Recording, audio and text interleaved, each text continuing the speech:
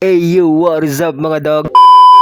New day, new life, new tattoo session na naman tayo dyan mga dog. So nagpapasalamat po pala ako sa mga nag-share ng video natin nung nakaraang araw. So ang gagawin po natin ngayong araw na to is mga maliliit na piece lang po. Yung request ni ma'am, yung infinity tsaka nilagyan po ng pangalan ng anak niya. Di bali tatlo po yung gagawin natin dyan. Kaso sabi ni ma'am dalawa lang yung tatapusin niya. First time po kasi ni ma'am na magpapatattoo dyan eh. So sa part na to is nag-stencil na tayo dyan para pagdating ni ma'am is ready na lahat yung gagawin natin. So ayan na po pala yung stencil natin. So sa part na to is magsi-set up na tayo, no? So syempre bago tayo mag-set up dyan, syempre linisan muna natin yung lalagyan natin ng mga gamit natin. So sa part na to is tapos na ako maglagay ng plastic wrap. So sa part na to is magsi-set up na tayo ng mga gamit natin. Ayan. Shout out nga pala sa mga ginagamit nating ink at stencil serum, no? At syempre ginagawa ko po palang video na to para mas makilala tayo at marami tayong matatatuan na kliyente. At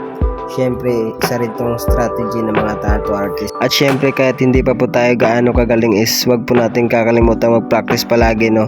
Meron man po tayong practice skin dyan na mabibili sa Shopee. Sa part na po pala na to is maglalagay na ako ng ink dyan para makapagsimula na tayo. So shoutout mo po pala sa client natin na si Ma'am Kim. So bago po tayo mag-stencil dyan is lilinisan po muna natin yung balat ni Ma'am. So pagkatapos po natin idikit yung stencil natin, magsisimula na po ako dyan. So nakita naman po natin sa itsura ni Ma'am, no, na medyo kabado siya kasi first time niya pong magpatato. So patapos na po pala ako sa part na to. So pagkatapos nito meron pa pong isa na ipapatato si Ma'am. Tatlong design po sana yung ipapatato ni Ma'am, kaso sabi niya dalawa lang daw yung tatapusin namin. At so ito na nga po yung pangalawang design ni Ma'am. Ayan, idinikit na natin sa balat ni Ma'am.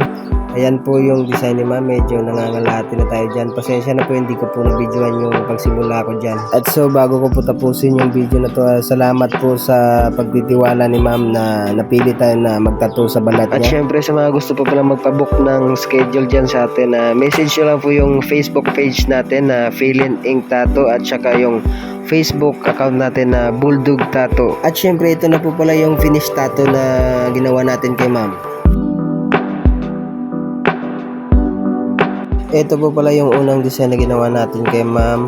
At ito naman po yung pangalawang design na ginawa natin kay Ma'am.